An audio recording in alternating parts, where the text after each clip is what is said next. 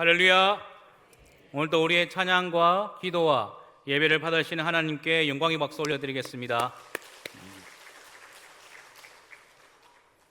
우리 중앙교회는 올해 들어 가장 은혜가 되는 달을 보내고 있습니다. 물론 우리 경주 중앙교회 성도님들은 365일이 다 은혜죠. 네, 아멘 믿습니다. 그런데 올 9월 달은 아주 특별하게 은혜의 시간이 여러분들에게 예비되어 있습니다. 오늘 옆에 있는 현수막에 보이듯이 지금은 가을 특별 새벽 기도회 주간으로 보내고 있습니다.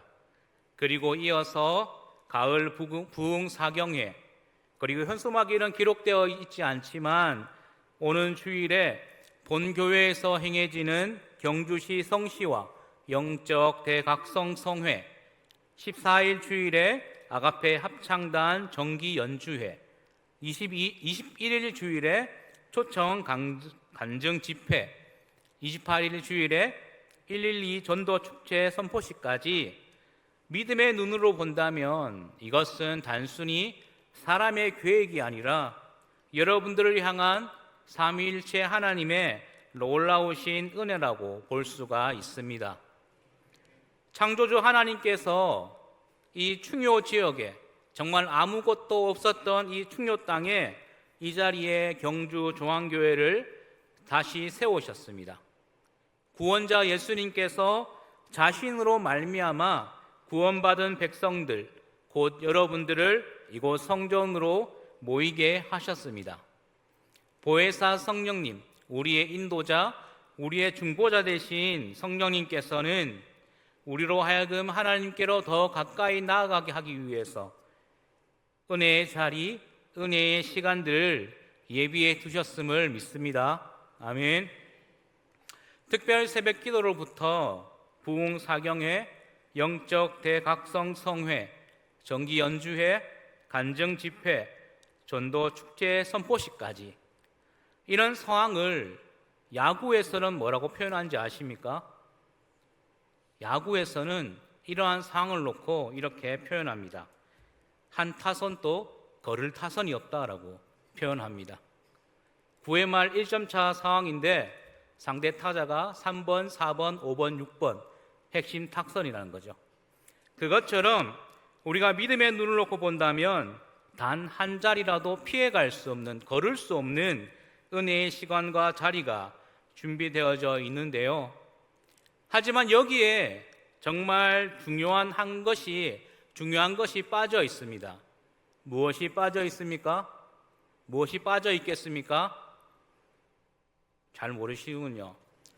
자, 다 함께 저를 따라서 양손을 가슴에 올리고요. 무엇이 빠져 있습니까? 이 중요한 순간에 빠져 있는 것은 바로 우리 자신입니다.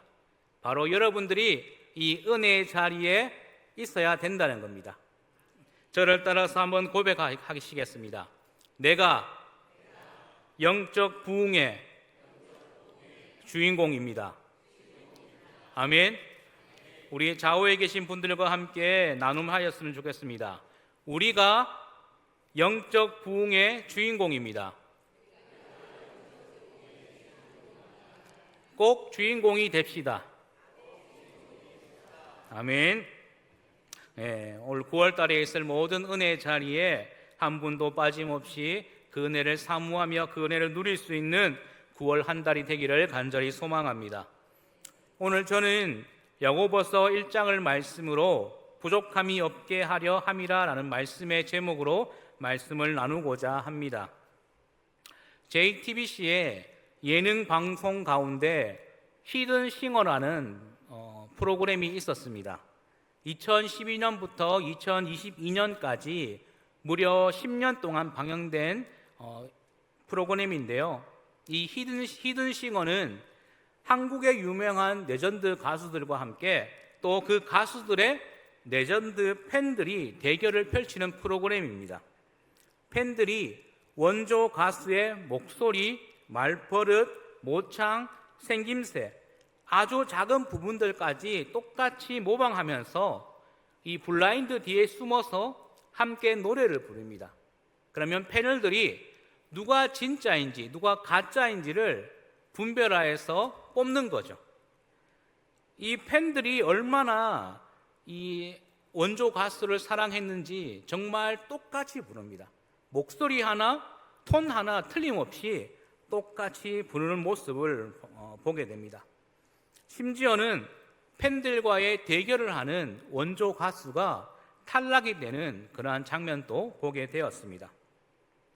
사실 누군가를 따라한다는 것은 한국인의 의식에서 그렇게 좋은 시선은 아닙니다.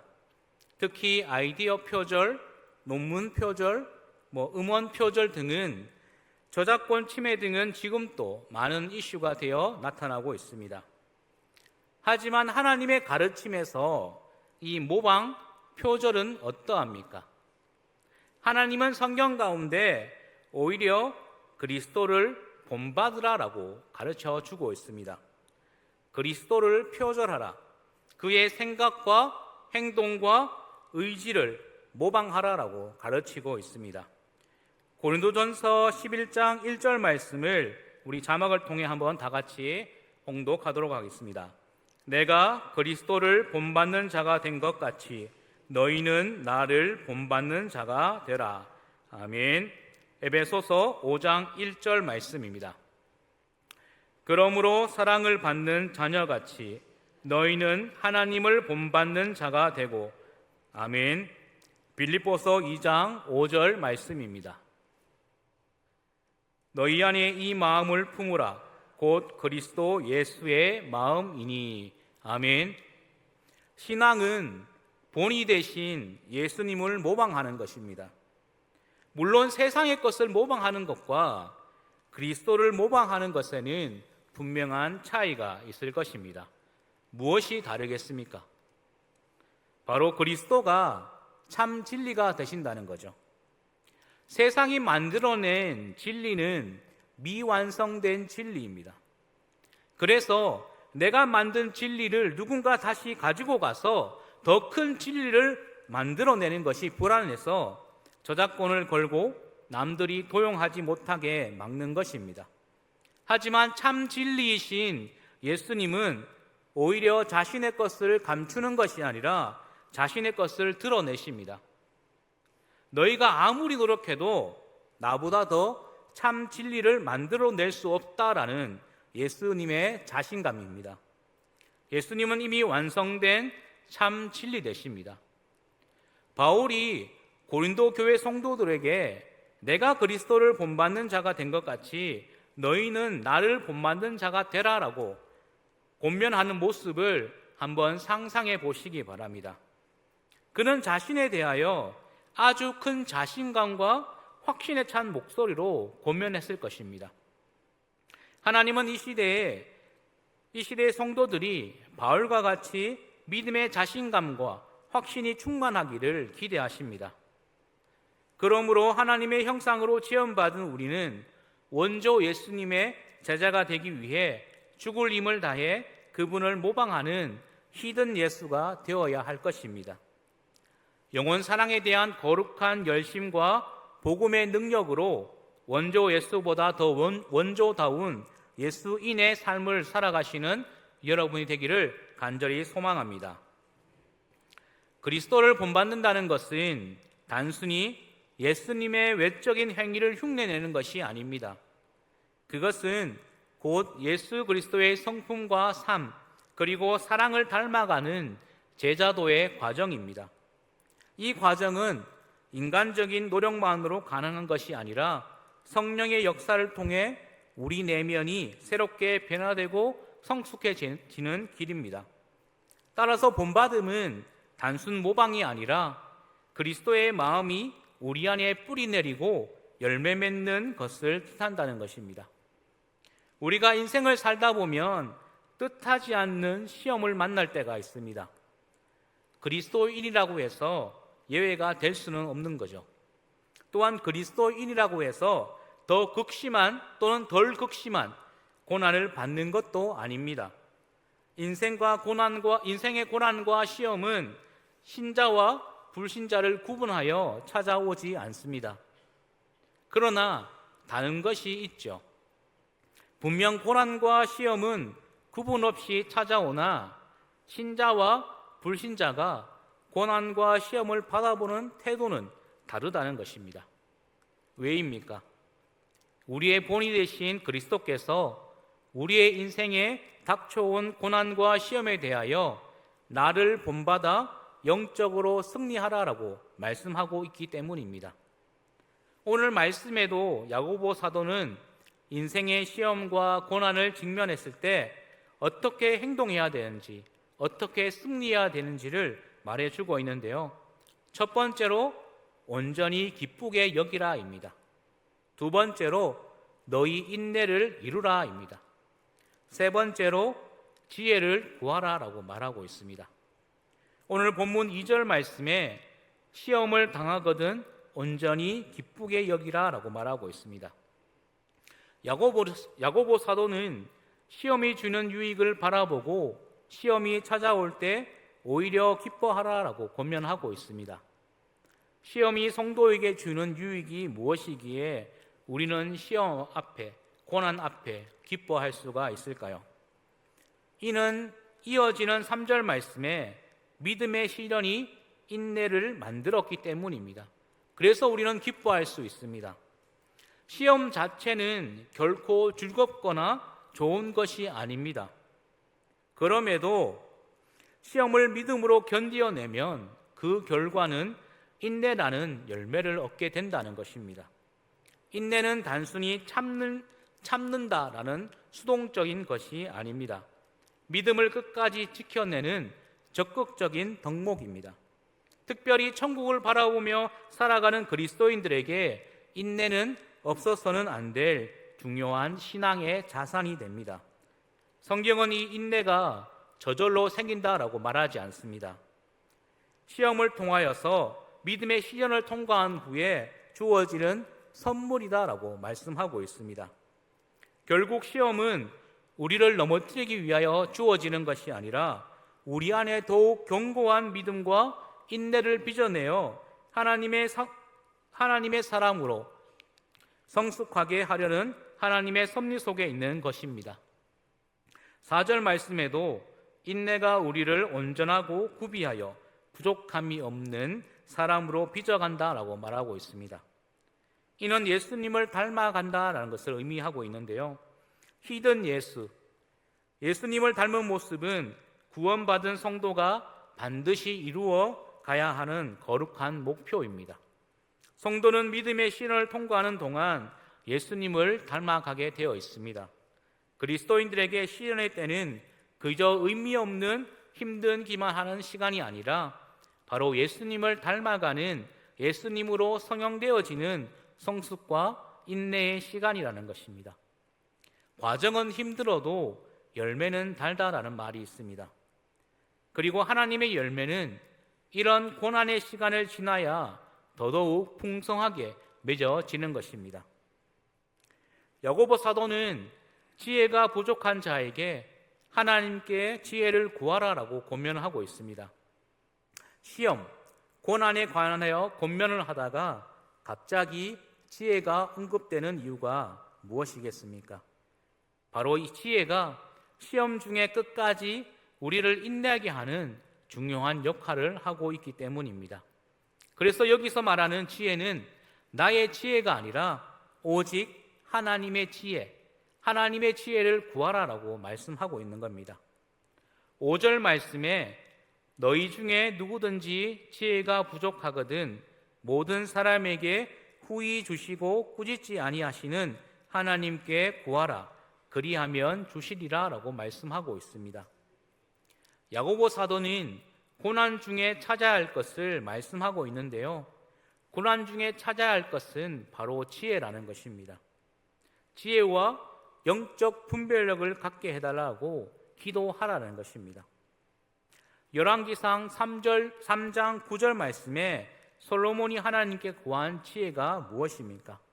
함께 봉독하도록 하겠습니다. 누가 주의 이 많은 백성을 재판할 수 있사오리까? 듣는 마음을 종에게 주사 주의 백성을 재판하여 선악을 분별하게 하옵소서. 아멘. 우리의 인생의 가장 큰 문제가 무엇입니까? 바로 선과 악을 분별하지 못한다는 것입니다. 옳고 그름을 구별하지 못하고 중요한 것과 하찮은 것에 이것이 뒤섞여 살아가고 있기 때문에 무너지는 것입니다. 그래서 우리에게 필요한 것은 바로 선과 악, 중요한 것과 덜 중요한 것을 분별할 수 있는 지혜가 필요하다는 겁니다. 진정한 지혜는 문제의 본질을 꿰뚫어 보는 것입니다. 지금 이 순간 무엇이 가장 소중하고 어떤 것이 귀한 것인지를 아는 것이 지혜라는 것입니다. 우리의 신앙도 마찬가지입니다. 순간의 즐거움보다 영원한 가치를 붙드는 것, 세상의 욕심보다 하나님의 뜻을 선택하는 것, 눈앞의 유익보다 천국의 소망을 붙잡는 것이 하나님의 참된 지혜를 얻는 것입니다. 우리가 고난을 당하고 환난을 당할 때 내 모든 것이 무너져가는 순간 권력과 명예를 찾고 자존심을 찾아서는 아무런 의미가 없습니다. 우리는 위기 앞에, 고난 앞에 무엇을 찾아야 합니까? 바로 우리 하나님을 찾아야 하고 믿음을 지킬 때에 역전의 은혜, 부족함이 없는 은혜를 누릴 수 있게 되는 것입니다. 이것이 우리가 찾아야 될 진정한 지혜라는 것입니다. 애굽의 총리가 된 요셉의 인생 스토리를 여러분들은 다 알고 계시리라 믿습니다. 전 요셉이 정말 기도를 많이 한 사람이다라고 보고 있습니다. 꿈꾸는 요셉의 다른 말은 기도하는 요셉입니다. 기도하는 자, 그 기도하는 자의 다른 말은 꿈꾸는 자입니다. 그가 당한 고난은 실로 그의 인생에 엄청난 인생의 문제들이었습니다. 그는 비교적 젊은 나이에 인생 밑바닥까지 떨어지게 됩니다.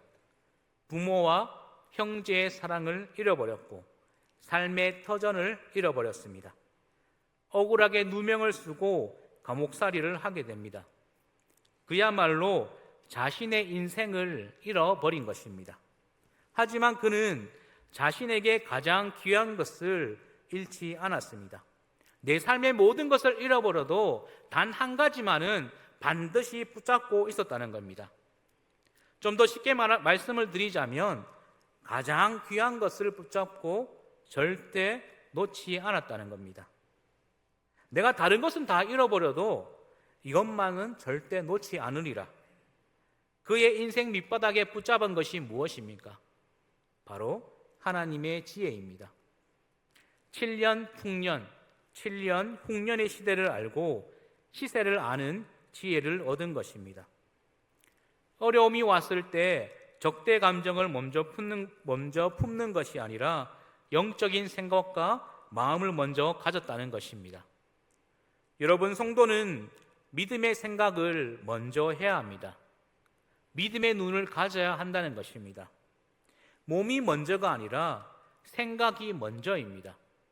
우리가 교회 일을 할 때, 우리가 하나님의 일을 할 때 내 몸이 먼저 나가는 것이 아니라 하나님은 어떠한 생각을 하고 있는가, 하나님은 나에게 어떠한 생각으로 어떠한 지혜로 말씀하고 있느냐를 아는 것이 먼저라는 겁니다. 그것이 지혜를 구하는 자의 삶이라는 겁니다.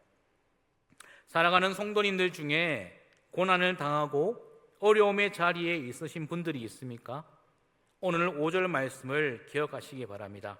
우리 5절 말씀 다시 한번 봉독하도록 하겠습니다. 5절입니다. 5절 말씀. 너희 중에 누구든지 지혜가 부족하거든 모든 사람에게 후히 주시고 꾸짖지 아니하시는 하나님께 구하라. 그리하면 주시리라. 아멘. 우리가 구하면 하나님은 꾸짖지 아니하시고 후하게 넉넉하게 주신다라고 말씀합니다. 여기서 꾸짖지 않는다는 것은 귀찮게 생각하지 않는다라는 것입니다. 우리가 부모와 자식 간에도 자꾸 구하면 어떡합니까? 짜증을 내기가 일쑤입니다.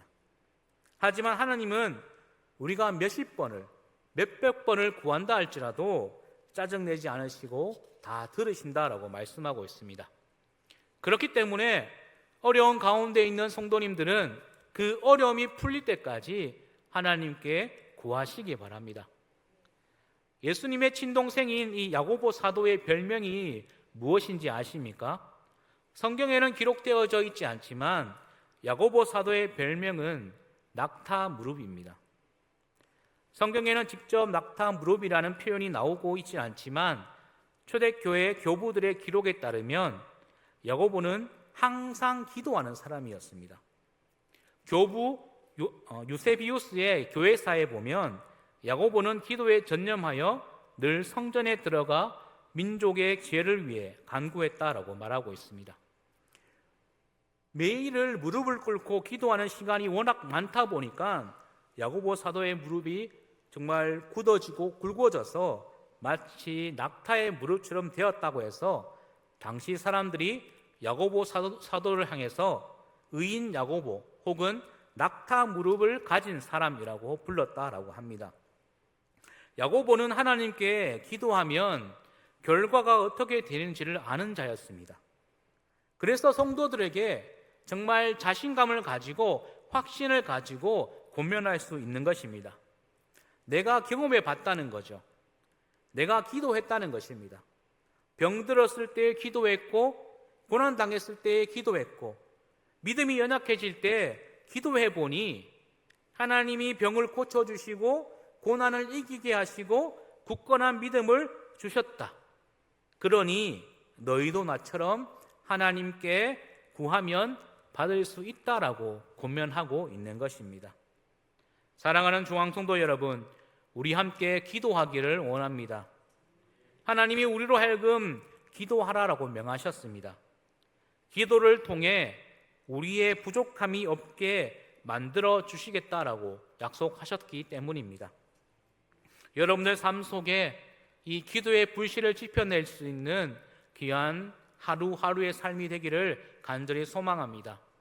9월에 있을 이 영적 부흥의 은혜의 해에 우리가 기도를 통해서 하나님과의 인격적인 만남이 있는 귀한 한 해가 될 수 있도록, 한 해가 되는 기쁨의 날이 되는 은혜의 자리가 되는 그 모든 삶 속에, 그 자리 속에 여러분들이 거할 수 있기를 간절히 소망합니다.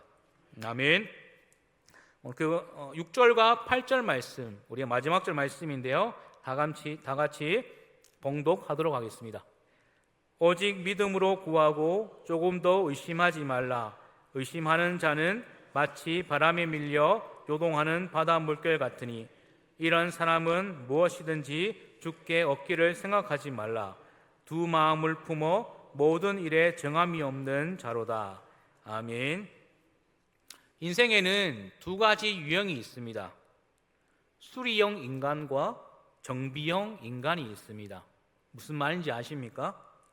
수리형 인간은 인생이 망가질 대로 망가지고 난 후에 그때 깨닫게 됩니다. 아, 내 인생이 이제 망가졌구나. 그러면 그때부터 자신의 인생을 수리해 나갑니다. 고쳐 나간다는 거죠. 후회의 눈물을 흘리며 주님 앞에 나온다는 겁니다. 그러나 정비형 인간은 인생이 깨어지고 부서지기 전에 철저히 준비하고 예비를 합니다. 인생의 문제의 가능성에 모든 것을 대비하고 인생 어려움을 풀어가기 위해 여러 가지 지식과 지혜를 준비하는 자들입니다. 여러분들은 어느 쪽에 속해 있습니까? 수리형 인간입니까? 정비형 인간입니까? 말 못하겠죠. 사실 어느 쪽이든 중요하지 않습니다. 내가 수리형 인간이든 정비형 인간이든 중요하지 않다는 겁니다. 미리 준비하건 나중에 준비하건 중요한 것은 하나님을 믿고 하나님께 나아가면 해결함 받는다는 것을, 이 사실 하나만을 기억하면 끝이라는 것입니다. 여러분들이 오직 믿음으로 구했다면 조금 더 의심하지 마시기 바랍니다. 오직 믿음으로 구하고 조금 더 의심하지 말라. 믿음은 단순한 심리적 확신이 아닙니다. 하나님의 성품과 약속에 대한 신뢰를 뜻한다는 겁니다. 기도는 내 바람을 하나님께 관철시키는 수단이 아닙니다. 하나님의 뜻을 믿고 의탁하는 신뢰라는 것입니다. 기도의 응답은 간절하다고 해서 응답이 오는 것이 아닙니다. 바로 이 하나님과 나와의 신뢰에서 응답이 오는 것입니다. 조금 더 의심하지 말라는 것은 하나님을 전적으로 신뢰하지 못하고 갈팡질팡하는 태도를 말합니다. 야고보는 이러한 자들을 바람에 밀려 요동하는 바다물개 같다라고 말하고 있습니다.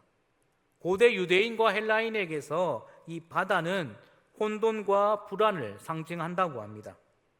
또한 야고보는 이러한 자들을 두 마음을 품은 자라고 말하고 있습니다. 직역하면 두 영혼을 가진 사람들입니다. 이는 신약에서만 등장하는 야고보 사도의 독특한 표현으로서 하나님과 세상 사이에 분열된 두 마음을 뜻합니다. 두 마음을 품은 자는 결국 어떻게 됩니까? 정함이 없는 자가 된다라고 말하고 있습니다. 삶 전체에서 방향을 잃고 상황과 감정에 끌려다니는 일관성이 없는 자가 된다라는 것입니다. 정리하면 참된 기도는 전적 신뢰에서 나오며 믿음 없는 기도는 파도처럼 흔들리고 결실이 없는 헛된 기도가 된다는 것입니다. 야고보 사도는 우리에게 여러 가지 시험을 만나거든 온전히 기쁘게 여기라라고 권면하였습니다. 시험은 고통스럽고 힘들지만 그것을 믿음으로 견뎌낼 때 인내라는 열매가 우리에게 열려지게 되어 있습니다. 그리고 그 인내는 우리를 온전하고 성숙한 신앙으로 빚어냅니다. 그러나 이 과정을 살아가는 우리는 늘 부족하고 때로는 지혜가 없어 어떻게 해야 할지 알지 못할 때가 너무나 많습니다. 그럴 때 우리는 어떻게 해야 됩니까? 하나님께 지혜를 구해야 합니다. 우리가 하나님께 지혜를 구할 때 하나님은 꾸짖지 않으시고 후히 주시는 분이십니다. 우리가 날마다 지혜를 구하면 하나님은 날마다 우리의 기도를 들으시고 지혜를 주신다는 겁니다. 다만 의심하지 말고 믿음으로 구해야 한다는 겁니다. 우리가 이미 기도했다면 의심해서는 안 됩니다. 우리가 한순간 의심함을 통하여서 내가 지금까지 쌓아왔던 모든 기도가 한순간에 물거품이 되고 만다는 겁니다. 그렇기에 이왕 기도하기로 마음먹었다면, 이왕 은혜 자리로 나오기로 마음먹었다면 앞에 있는 많은 이 9월 한 달의 은혜의 자리에 의심 없이 확신을 가지고 나아갈 수 있는 여러분들 되기 바랍니다. 두 마음을 품은 자, 세상과 하나님 사이에서 갈팡질팡하는 자, 이들은 흔들리는 파도처럼 불안정한 사람들입니다. 그러므로 우리에게 필요한 것은 한 마음, 한 믿음으로 하나님께 나아가는 자세입니다. 여러분, 9월 은혜의 달에 우리가 영적 부흥의 주인공이 됨을 믿습니까? 믿으신다면 하나님과 세상 사이에 갈팡질팡하는 두 마음을 품지 마시고 의심 없이 은혜의 자리로 나아오시기 바랍니다. 여러분들이 앉아있는 그 자리가 나를 부족함 없게 만드는 축복의 자리가 될 줄 믿습니다. 우리 마지막으로 좌우에 계신 분들, 앞뒤에 계신 분들과 함께 마지막 한번 고백하고 마치고자 합니다. 우리가 영적 부흥의 주인공입니다. 은혜의 자리에서 반드시 다시 만나기를 소망합니다. 아멘. 제가 처음 말씀드린 것처럼 이왕 하기로 마음먹었다면 의심 없이 확신을 가지고 나아갈 수 있는 경주 중앙교회 성도님 되기를 간절히 소망합니다. 기도하겠습니다.